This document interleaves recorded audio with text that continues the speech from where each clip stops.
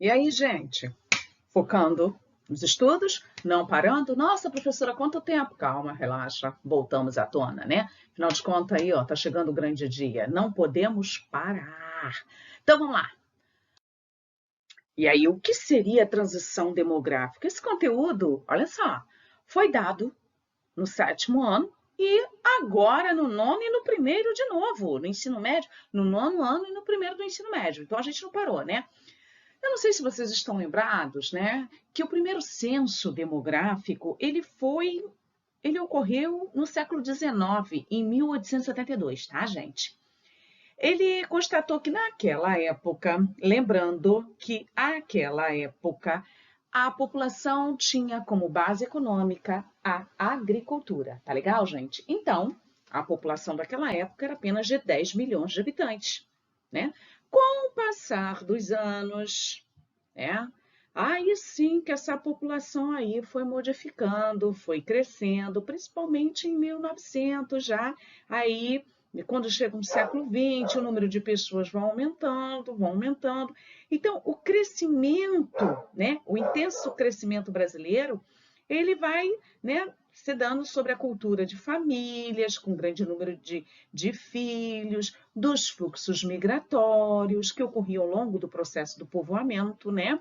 Melhores condições sanitárias, tudo isso foi ocorrendo. Então, esse crescimento populacional, ele começa a desacelerar na década de 70, né? Ele ocorre um processo de diminuição. Aí, a partir deste momento, houve uma modificação, lembrando aí, olha aqui, houve uma modificação desse processo aí, tá?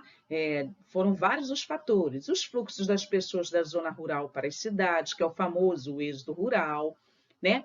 Aí a questão também, o fato que favorecia também o aumento do custo de sobrevivência, a cidade era muito caro, tá? Viver na cidade era, não, é muito caro, né? Acesso a métodos anticoncepcionais, anticonceptivos. Então, isso tudo veio a mudar aí, né? Atualmente, a gente sabe que o Brasil ele está na posição de quinto lugar dos países mais populosos do mundo, tá? Mas essa população, né? Ela foi diminuir, a passo que essa população foi diminuindo, né, o seu crescimento e ficava mais velha. Nós sabemos que a população hoje está mais velha. Por quê? Você observa que aqui está o processo de transição demográfica, onde você percebe que a taxa de mortalidade diminui e aqui a taxa de natalidade ela se mantém, mas teve uma hora que ela cai, que é aquela questão da mulher entrando no mercado de trabalho, o custo de vida aumentando, é essa parte aqui, beleza? Então, isso tudo aí vai mudando a característica aí, tá? Então, o que que a gente pode concluir, tá? Que uma sociedade majoritariamente rural, não é isso? E tradicional, que eram compostas por famílias, né? Aí com um elevado número de filhos, né? E havia um risco elevado também da mortalidade infantil, lembrando isso, tá? E hoje não, né? Hoje sabemos que a saúde, né, a questão das campanhas de vacinação, né, de vacinações mudaram a esse processo. Então, no processo de transição, nesse processo aqui de transição, nós temos uma redução aí da mortalidade por doenças infecciosas, parasitárias, né? E aí, também questão de vida, da questão. Hoje nós temos já um problema sério de sedentarismo, mas é um outro fato a estudarmos, tá? Então, o acesso da população às redes de água tratada, esgoto, o maior acesso à saúde, né? Isso tudo contribuiu para a redução aí dos níveis de mortalidade. Não podemos esquecer. Então, a mortalidade vem e diminui. Tá legal? Então, automaticamente, né, ocorre o quê? Um aumento na expectativa de vida, beleza? Então, também na questão, né, se ocorre um aumento na expectativa de vida, ou seja, as pessoas vão alcançando uma idade maior, né, a fecundidade, ela também vai diminuindo, tá, gente? Porque as pessoas mulheres em idade de não fecundidade, difícil não tem como gerar os filhos, tá? Então, vamos lá. Isso principalmente nas áreas urbanas, estou deixando isso bem claro para vocês, tá? Então, essas variações na tendência de crescimento aí, né, da população jovem, adulta e idosa, ela tem diferentes respostas para cada indicador, tá ok? Então, essa transição, ela não ocorre de forma simultânea, isso deixando bem claro, né? E nem sequer, e nem tão pouco homogênea, tá? Ao longo do território brasileiro, deixamos isso bem claro. Existem diferenças sociais e econômicas nas macro-regiões brasileiras, tá? E não podemos esquecer isso. Lembrando que o país ele não alcançou em momento algum um equilíbrio demográfico. Ainda existem, né, baixos níveis de mortalidade e natalidade. No caso, temos baixos níveis de mortalidade e natalidade, sim, na região Centro-Sul. Ainda que níveis de fecundidade tenham caído e tudo mais, né, ainda temos algumas áreas, tá? Então, deixando isso bem claro para você. O momento atual, hoje, né, século XXI, nós temos aí o chamado bônus demográfico. Tá? Esse famoso bônus demográfico é que vem experimentar a redução, né, aí da população em idade ativa. Né? Por isso aí, esse impacto da redução, né, juvenil ainda não foi superado pelo aumento aí de idosos. Ainda não aconteceu isso, tá? Então, o país encontra-se em processo de transição, quero deixar isso bem claro para vocês, tá? Ou seja, em rápido processo de envelhecimento, enfrentando novos desafios e esses como fator de saúde, né, lazer, isso tudo tem que levar em consideração dentro do processo da transição demográfica, tá? Então, a população, ela, né, segue crescendo, mas com redução do seu ritmo nas últimas décadas, principalmente, lembrando que nós só estamos na segunda década do século XXI, então eu falo do século passado, principalmente a partir dos anos 60, que a taxa de natalidade, né, no Brasil começa a apresentar aí um declínio, tá? Aí, no caso, é aquilo que eu falei, né? A redução da taxa de natalidade, a questão da urbanização, as famílias começam a planejar seus filhos. Então, as cidades, né, passa a possibilitar um maior acesso a serviços e saúde aí para a sociedade, tá legal? Contribuindo, então, para uma maior expectativa de vida. Aqui eu mostro a vocês o processo da evolução. Olha aqui, olha. Tanto é que você observa que em 1872, né, na década de 1870, ainda no século XIX, nós tínhamos aí que a população, conforme foi ocorrendo o avanço da medicina, essa população foi crescendo. E também o processo migratório. Isso a gente não pode deixar passar despercebido, beleza? Então, houve uma mudança aí no comportamento social. Tá legal? Até mesmo a questão de família homoafetivas, isso tudo vem influenciar, tá? No fator aí da transição demográfica brasileira, ok? Beleza? Então, vamos lá. Aí nós começamos, então, né, a falar sobre a população brasileira atingiu, um exercíciozinho rapidinho, milhões de pessoas em 1º de julho deste ano, né? Mas não é deste ano de 2020 não, tá, gente? Olha aí a fonte bibliográfica, de 2015, tá? Segundo a estimativa do IBGE, divulgada na manhã desta quinta-feira, o volume de pessoas que vivem no país, né, ela cresceu de 0,86% em relação ao verificado igual ao período do ano anterior. O crescimento da população brasileira ao longo do tempo permitiu que finalmente o número de habitantes fosse superior aos 200 milhões. Com base nesse dado, nas informações fornecidas pela notícia acima e em seus conhecimentos sobre a população do país, assinale a alternativa correta, né? Será que o crescimento da população, né, no caso, ele foi muito elevado, O crescimento da população brasileira atualmente é baixo em comparação aos períodos anteriores. O Brasil vive atualmente um problema relacionado com a explosão demográfica. O marco de 202 milhões de habitantes revela o quadro socioeconômico do país, em que a taxa de natalidade nas áreas pobres e médias continua elevada. Ou os dados revelados pela reportagem, o que você entendeu sobre isso? Para o vídeo, tente fazer sozinho. Parou? Bem, agora você voltou? Vamos lá. O que seria aí o fator, né, gente? O que nós presenciamos aí dentro do fator? Qual seria a resposta? O que você vê aí o crescimento da população brasileira? No que você percebe? No caso, você vê aí que o crescimento da população brasileira atualmente é baixo em comparação com os períodos anteriores. Foi o que eu acabei de falar, lembra? Nós estamos alcançando uma longevidade, né? Observa que a reportagem, ela faz uma relação, né? Ela faz aí, em relação ao ano anterior, foi de 0,86%, é o que ela fala aqui, ó, certo? E o que é considerado um número baixo, né? Justamente aí, até nos dias de hoje, ou no século ainda, né? Você percebe que apresentam taxas aí de crescimento superiores a 2%. Então, a alternativa, a letra A, ok? Letra A de amor. Vamos lá. Então, o crescimento da população brasileira. Deixei marcado para vocês em negrito, letra A. Hoje, no Brasil, né? Outra questãozinha aí. Também do Colégio Naval, está entre os países mais populosos do mundo, mas não foi sempre assim. Ao longo da sua evolução demográfica, né, o nosso país passou por momentos distintos em seu crescimento natural.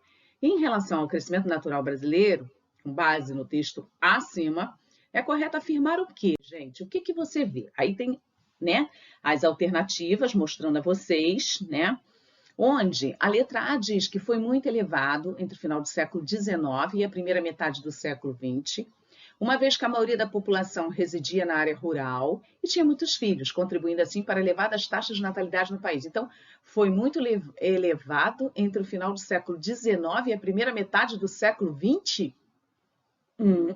Não, né, gente? Diminuiu o seu ritmo na década de 50, quando a taxa de crescimento caiu para 1%. Oi? Década de 50 diminuiu? Período em que as taxas de mortalidade, especialmente as infantis, aumentaram. A taxa de mortalidade infantil aumentou? Para. Jogo fora. Lembrando que, né, começa a questão do saneamento básico. Para. E aí, a partir de 1980, cresceram rapidamente, motivado pelo crescente aumento das taxas de fecundidade. Gente, a urbanização presente aqui, por favor, tá? Então, nada feito, né? Será que a mulher entrou no mercado de trabalho foi justamente na década de 80? Tem crescido nas últimas décadas, ainda que as taxas de natalidade estejam diminuindo a partir dos anos 60. Olha aqui a contradição, né? E aí, imposições de uma urbanização, que imposições foram essas? Custos de vida elevado, contribuiu para uma forte redução das taxas de mortalidade, ou seja, o saneamento básico e o aumento da expectativa de vida da população. Né, melhores cuidados. Né? Então, você vê aí que a população ela segue crescendo, mesmo com a redução do seu ritmo nas últimas décadas, mas que nos anos 60, as taxas de natalidade, né, você tem aí, que as taxas de natalidade do Brasil começaram a apresentar contínuo declínio. Isso, né, justamente nos anos 60. Esses fatores de redução da natalidade com maior acesso das mulheres no mercado de trabalho, lembrando disso, né, possibilitou que a vida nas cidades, né, tivesse aí serviços de saúde e avanço na medicina, ocasionando uma redução da taxa de mortalidade e um aumento aí na expectativa de vida da população, né, gente? Então, olha aqui o que eu expliquei. E a EA? Vamos ver se a EA se encontra em rápido processo de declínio, fenômeno que se iniciou... Peraí, isso aqui ocorreu, gente? A questão da taxa, ela diminuiu justamente aqui, a questão da taxa de natalidade diminuiu justamente nos anos 50? Não, né, gente? Então, a gente fica mesmo com a resposta aí, que é a letra D. Tem crescido nas últimas décadas, ainda que a taxa de natalidade estejam diminuindo a partir dos anos 60, em posições de uma urbanização que contribuiu para uma forte redução das taxas de mortalidade e aumento da expectativa, né? Belezinha, gente? Ótimo, né? Bem, vamos lá. O modelo econômico brasileiro, caraca, botei uma imagem aí logo justamente do nosso período aí do século XV, que tinha um pensamento mercantil europeu, não é isso? O Brasil, ele moldava-se, tinha esse pensamento. Então, né, quando os portugueses, os europeus chegaram, né, logo de início, eles não encontraram ouro e pedras preciosas, né? Eles não encontraram isso. O que eles se depararam? Com a Mata Atlântica, não foi isso, gente? Porque, afinal de contas, eles estavam chegando no litoral nordestino, até eu coloco a imagem aqui para vocês, né? Eles chegam no litoral nordestino, se dão de cara com o quê? Com aquela exuberante Mata Atlântica, não é isso? No litoral. E aí, essa mata, né, estava recheada de árvores, né, bem comum na região do Oriente, né? E aí, por que não, por que não, por que não? Tanto é que o pau-brasil, né, que saía do Nordeste era comercializado aonde? Na Europa, né? Aí sim, né, eles viram que o pau-brasil tinha como comercializar, então vamos começar o desmatamento, né? E dando-se a natureza, vamos começar.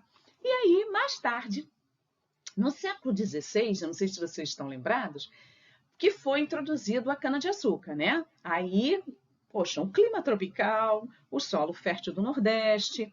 Naquele período, o açúcar era considerado ouro branco, né? Tinha um valor bem atrativo, né? Então, foram esses tempos de desenvolvimento dos primeiros aglomerados urbanos, já começa o processo de aglomeração urbana no território, olha só, tá? Aí no estado de Pernambuco, Recife, Olinda, eram cidades aí que a cana bombou, né?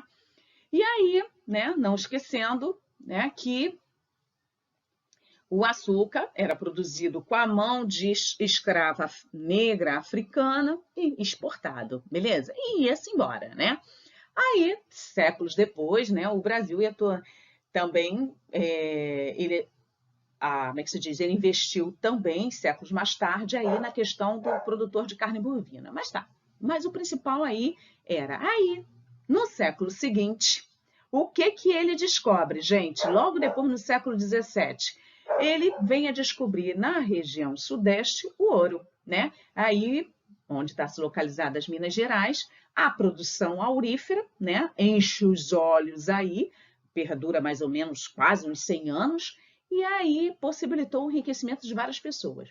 Aí, quando a gente chega no século XIX, a atividade econômica era a plantação e a produção do café.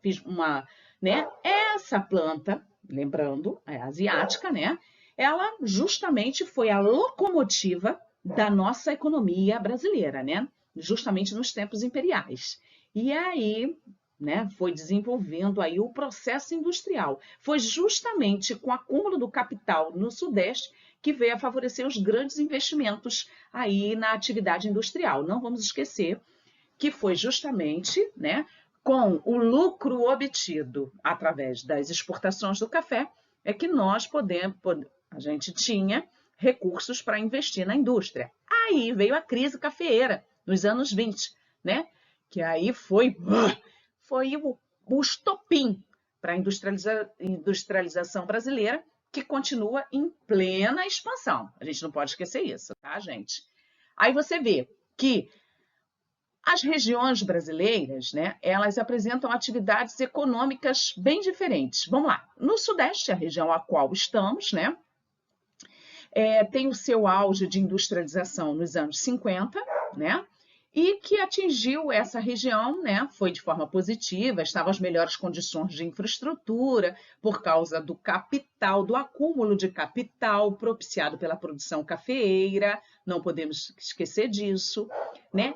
E aí acabou contribuindo para o grande parque industrial, principalmente para onde? São Paulo, a região metropolitana, no Rio de Janeiro, com a indústria petrolífera, né?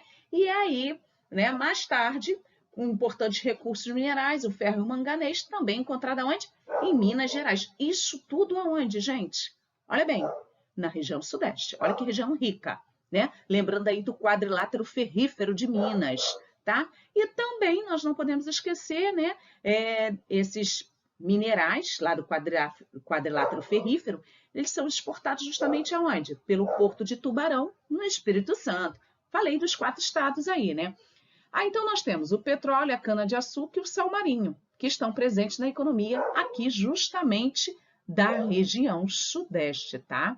Lembrando que o estado de São Paulo, que possui o maior cultivo de cana do país nos dias atuais, tendo destaque internacional, tá? Então, o Brasil, ele é o segundo maior produtor de etanol do mundo, tá?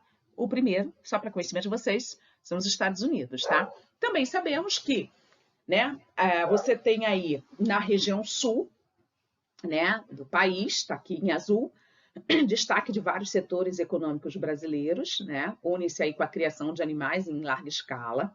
Sabemos que é um líder na criação de suínos e aves, tá? As condições climáticas da região de solo fértil favorecem a agricultura, né? Aí você tem o destaque da produção do milho, das maçãs, algumas atividades industriais relacionadas à indústria têxtil, laticínio, frigoríficos, né? Então, nós temos aí na região sul. O Nordeste, temos aí o destaque da Zona da Mata, lembrando que o Nordeste é subdividido em Zona da Mata, Agreste, Sertão, que é a maior, e o Meio Norte, que é a faixa de transição, certo?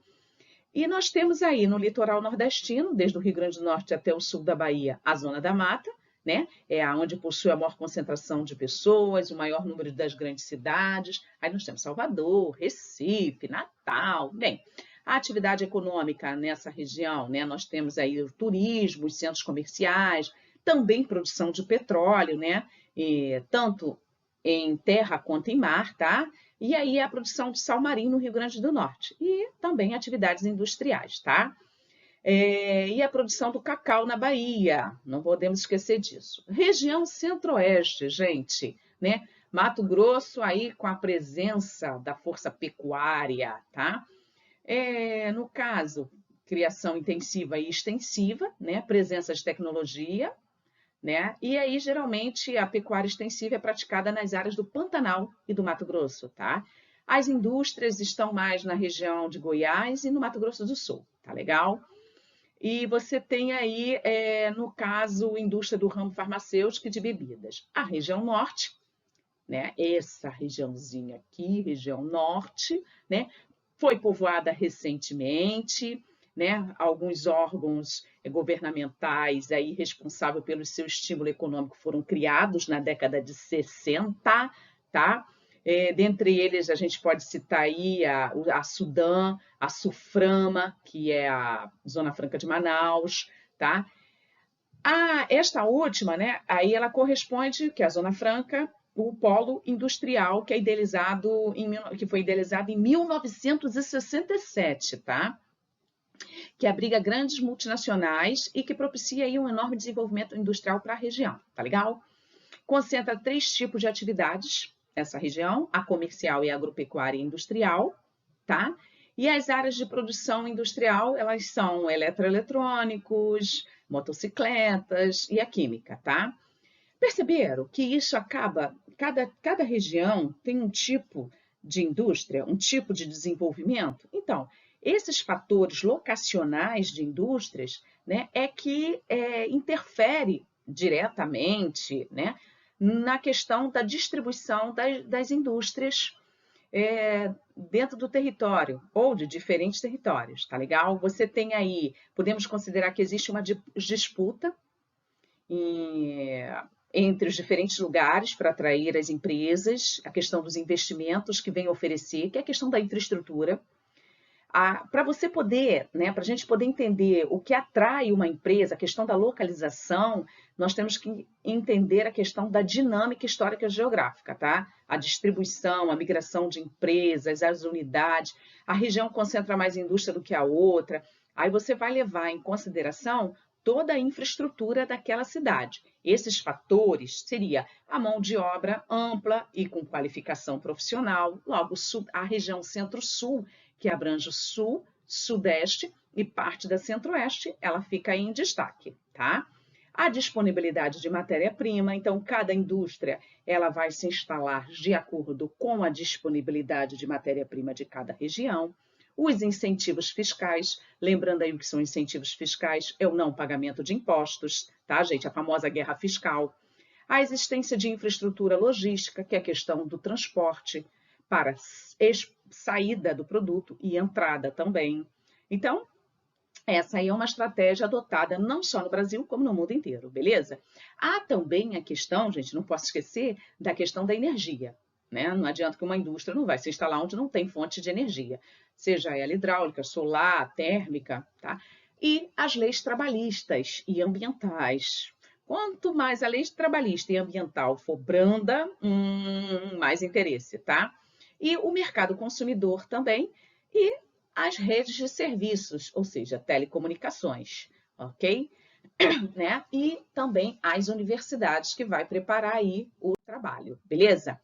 Bem, esse processo que vocês viram acabaram gerando o quê, gente? Arquipélagos econômicos. E aí voltamos lá. Tanto é que você percebe que lá no início dos anos 30, né, o processo de industrialização do Brasil, ele teve vários momentos marcantes, né?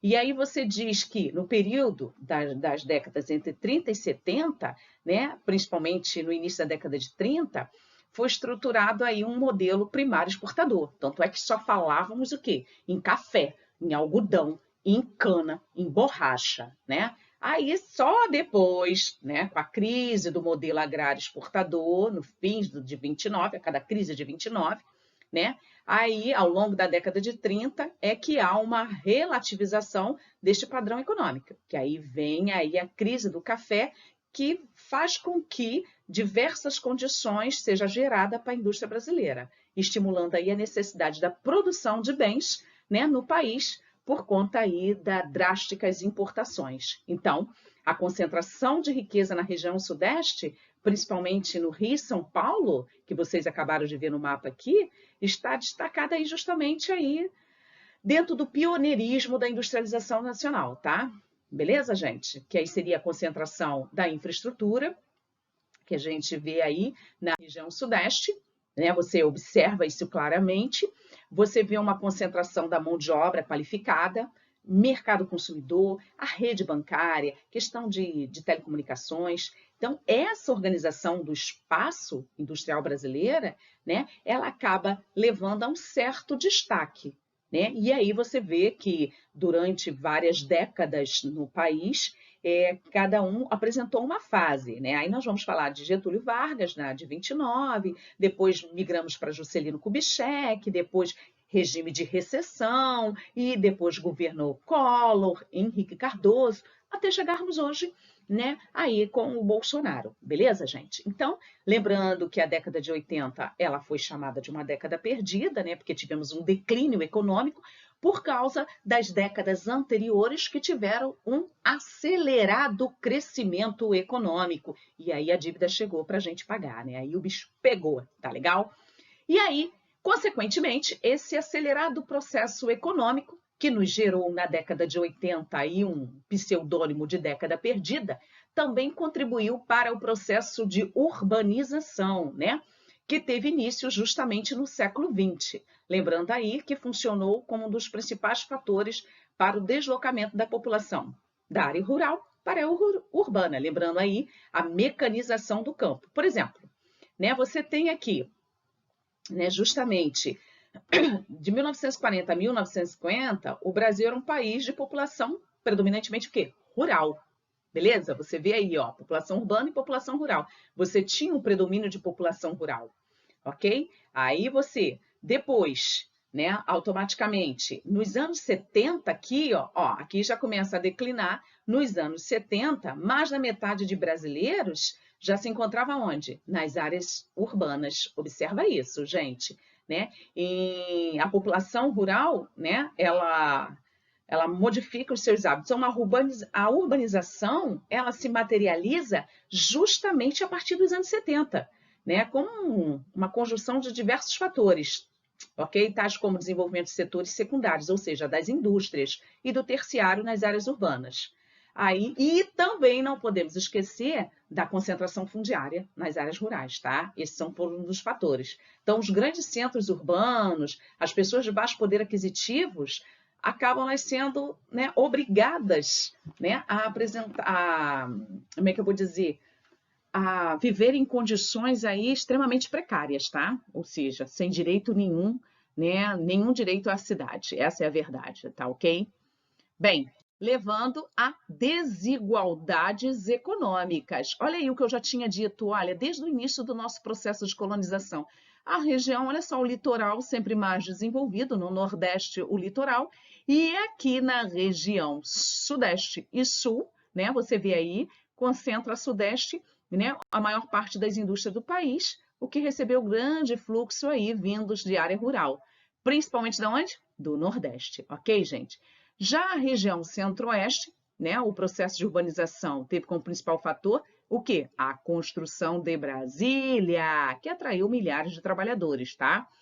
E aí, no final dos anos 60, início de 70, o Centro-Oeste tornou-se, olha só, final de 60 e anos 70, tá? O Centro-Oeste tornou a região aí a segunda região mais urbanizada do país. O Sul, aí, né, foi lentamente, né, até a década de 70, em razão aí de predomínio de propriedade familiar e da policultura, tá? Já o Nordeste, hoje, apresenta uma menor taxa de urbanização no Brasil, tá? Essa fraca urbanização está apoiada no fato de que essa região, né, possui várias correntes migratórias aí, tá legal, gente? Não pode esquecer isso. E o Norte, caraca, era a segunda mais urbanizada do país, porém, com a concentração da economia no país no Sudeste, tá? O fluxo de imigrantes dessas outras regiões fez o crescimento relativo da população diminuir, tá? Bem, isso gera o quê?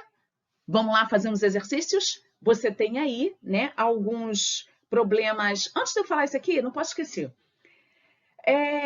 Essa questão das concentrações, da desigualdade, gerou alguns problemas urbanos, como a favelização, violência urbana, poluição, enchentes e também hierarquia urbana, né, gente? Que vocês aprenderam lá no 7º ano, que é a ordem, como as cidades estão organizadas, né? Como estão aí em níveis.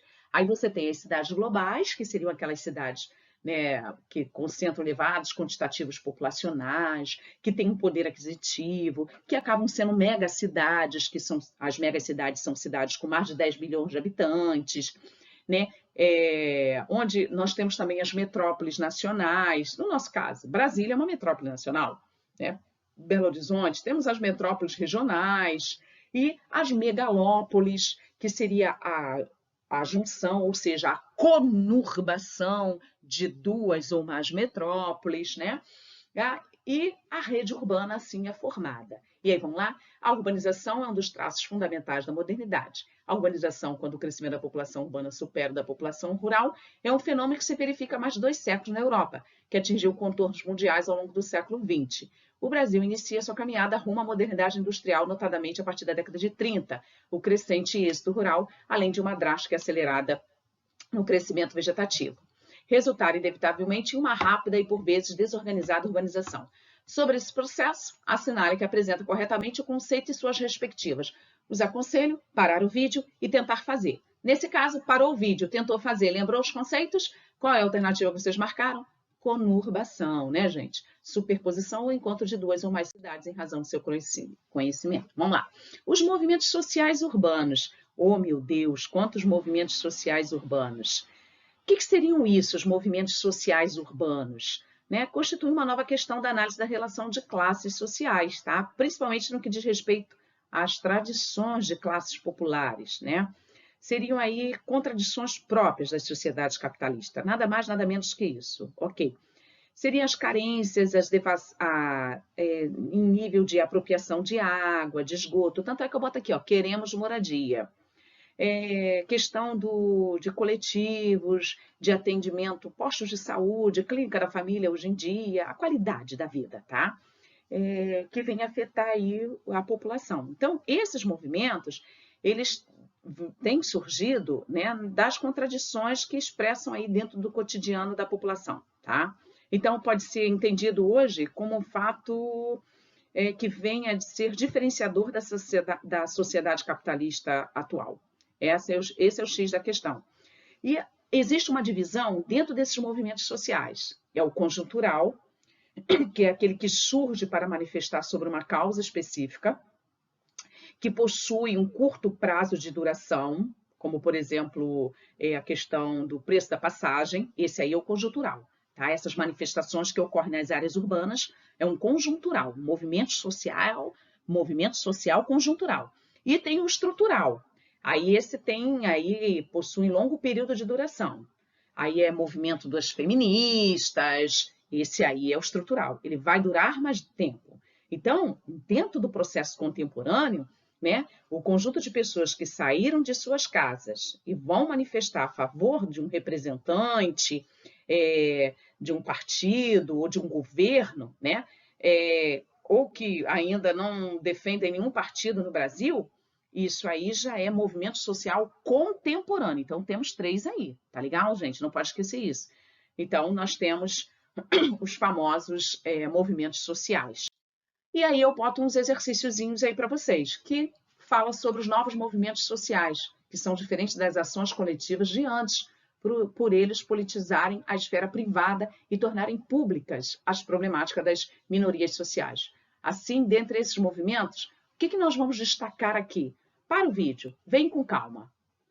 Nós vamos destacar o quê? Produzem discussões locais e regionais, não abarcando questões globais. Ok, gente? É essa a resposta. Tem mais exercícios para vocês fazerem lá, tá? Eu estou aguardando vocês. Beijos!